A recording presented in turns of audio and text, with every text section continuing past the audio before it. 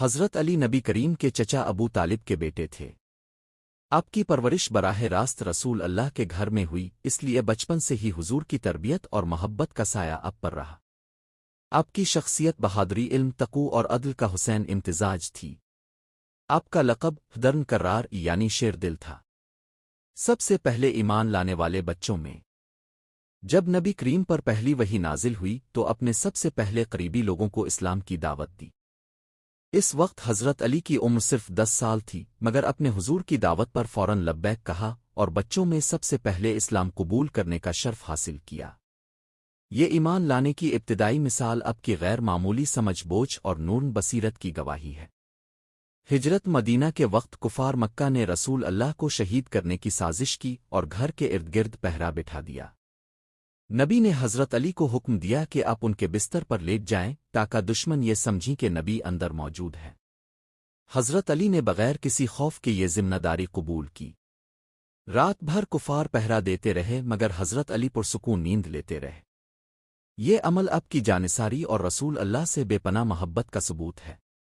میں کیا گیا حضرت علی ہر مرکے میں نبی کریم کے شجاع سپاہی کے طور پر نمایاں رہے۔ غزو بدر میں اپنے کئی نامور مشرکین کو شکست دی۔ غزو الفاہد میں سخت وقت میں بھی ڈٹے رہے۔ غزو خندق میں یہود کے عظیم جنگجو عمرو بن عبدود کو اپنے مقابلے میں ہلاک کیا۔ خیبر کی جنگ میں جب مسلمان قلعہ خیبر فتح نہ کر سکے تو نبی نے فرمایا، کل جھنڈا ایسے شخص کو دوں گا جو اللہ اور اس کے رسول سے محبت کرتا ہے اور اللہ اس کے ہاتھوں فتح دے گا۔ اگلے دن یہ علم حضرت علی کو دیا گیا اور اپنے خیبر کا قلعہ فتح کیا۔ حضرت علی نہ صرف بہادر تھے بلکہ گہری علمیت اور عدل کے بھی پیکر تھے۔ حضور نے فرمایا، میں علم کا شہر ہوں اور علی اس کا دروازہ ہے۔ آپ کے فیصلے ہمیشہ انصاف پر مبنی ہوتے۔ غریب ہو یا امیر آپ کے سامنے سب برابر تھے۔